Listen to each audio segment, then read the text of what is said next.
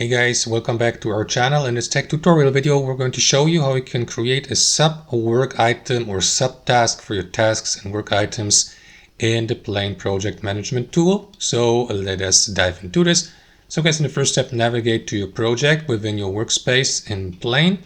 And what you want to do next is simply find the work item or task you would like to edit.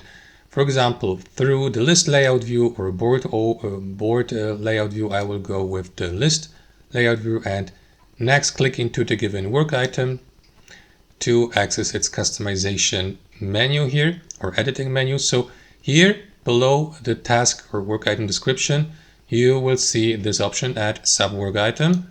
Click into it, select create new and create your new work item like you would normally do for a work item, but in this case here, this will become a sub work item of that parent work item here. So give it a title like, I don't know, prepare video, or I don't know, export video. Describe it below, and what you want to do next is go through the statuses here, like for example, assign a status of your to-do list, or also select a priority, assign a co-worker of yours to the subtask, select the start date, due date, a label, and so on and so forth. And here guys, you will see also the associated parent task. And that's basically it. Confirm by clicking into save.